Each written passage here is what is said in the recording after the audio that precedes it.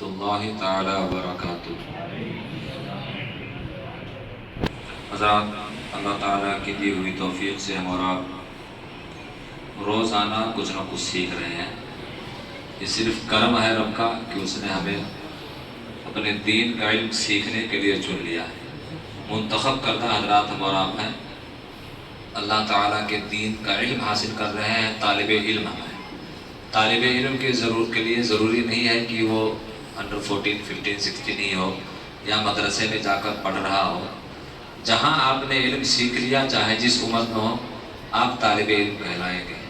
اور طالب علم کے لیے اللہ کے حبیب صلی اللہ تعالیٰ علیہ وسلم نے ارشاد فرمایا کہ فرشتے اپنے نورانی پر بچھاتے ہیں، اور ساتھ ہی ساتھ سمندر کی مچھلیاں طالب علم کے لیے دعائیں مغفرت کرتی ہیں۔ سبحان اللہ!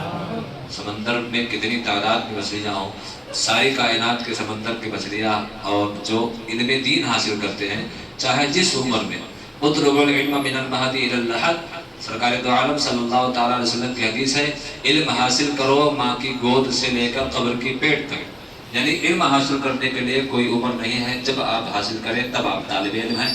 اور جو طالب علم ہوتا ہے اللہ تعالیٰ اس پر اپنے رحمتیں نازل فرماتا ہے، اللہ کے فرشتے اس کے لیے دعائیں رحمت، دعائیں مغفرت کرتے ہیں، اور سمندر کی مچھلیاں ہمارے اور آپ کے لیے دعائیں مغفرت کرتی ہیں۔ اللہ تعالیٰ ہمیں ہمیشہ علم دین کے قریب رہنے اور اسے سیکھنے کی توفیق عطا فرمائے۔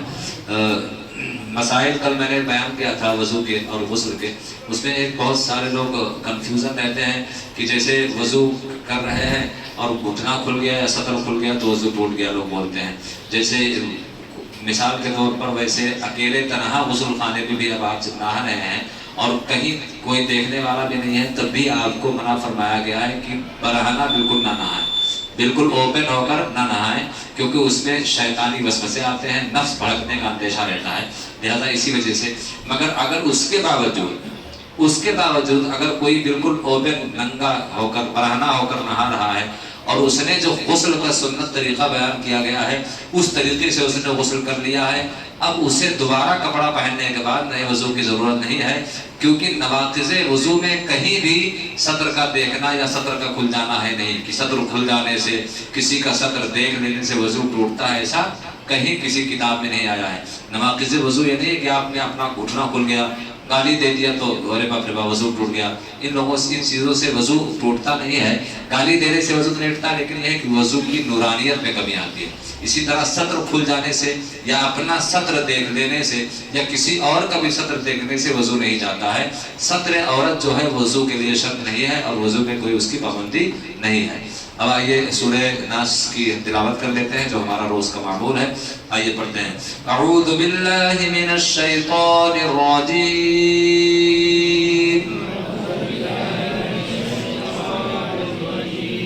بسم اللہ الرحمن الرحیم، قل اعوذ برب الناس، ملک الناس، الہ الناس، من شر الوسواس الخناس،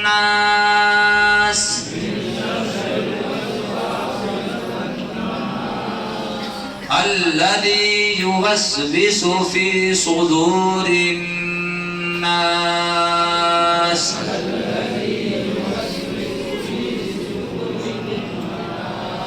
من الجنة والناس۔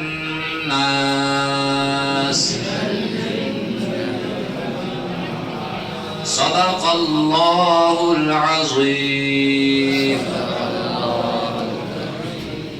آپ اگر سورہ ناس کو قرآن پاک میں کھول کر دیکھیں گے تو ہم نے پڑھا قل اعوذ برب الناس، ملک الناس، الہ الناس، من شر الوسواس الخناس، الذي يوسوس في صدور الناس من الجنة والناس۔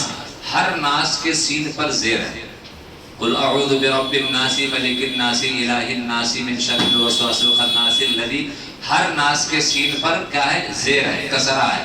اب دیکھیں اسی طرح میں آپ کو تھوڑا اجمالاً ایسے ہی موٹا موٹا بتا دیتا ہوں کہ رکنے کا طریقہ کیا ہے۔ دیکھیں اگر ہم جہاں رک رہے ہیں، سانس توڑنے کو وقف کہتے ہیں، وقف مانے ٹھہرنا، رکنا. ہم جہاں ہماری سانس نہیں پہنچ پا رہی ہے تو کوئی ضروری نہیں آیت تک ہی پہنچ رہا ہے، آپ چاہے جان دے کر پہنچو، بیچ میں بھی آپ سانس توڑ سکتے ہیں. تو اگر رکنے کی کوئی علامت ہے تو ٹھیک، نہیں تو پیچھے سے ملا کر پڑھنا پڑتا ہے.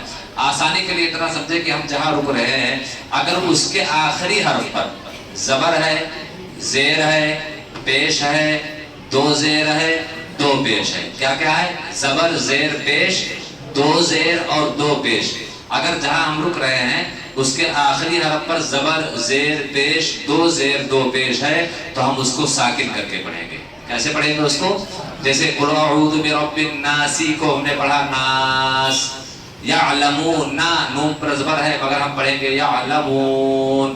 رحیمن کو پڑھیں گے رحیم، کریمن کو پڑھیں گے کریم، علیمو کو پڑھیں گے علیم. یعنی زبر، زیر، پیش اور دو زیر، دو پیش اگر ہے تو کیا کریں گے؟ ہم ساکن کر دیں گے. اور اگر دو زبر ہے آخر میں جہاں رک رہے ہیں وہاں پر دو زبر ہے، اب اس کو الف بنا دیں گے. جیسے علیمن ہے، میم دو زبر من، اب وہاں پر رک رہیں گے تو علیما.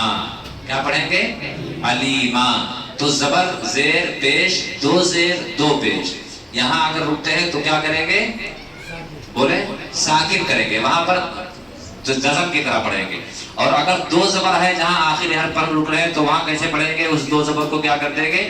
الف کر دیں گے. کریمن سے کریما، علیمن سے علیما، حکیمن سے حکیما، خبیرن سے خبیرہ. پانچواں پارہ آپ لوگ پڑھتے ہو نا، رحیمہ، کریمہ، ہے نا، علیمہ، تو وہاں پر سب پر دو زبر ہے. تو یہ دو چیزیں ابھی یاد رکھیں. انشاءاللہ اور قاعدے ہیں، انشاءاللہ اس کو دوسرے دنوں میں تھوڑی تھوڑی بتائے جائیں گے. اور اگر اس کے باوجود بھی کسی کو کوئی مسئلہ درپیش ہو تو آپ اینی ٹائم میرے پاس آئیں، میں آپ کو باقاعدہ اس کو اچھے سے بیٹھا کر سمجھانے کی کوشش کروں گا.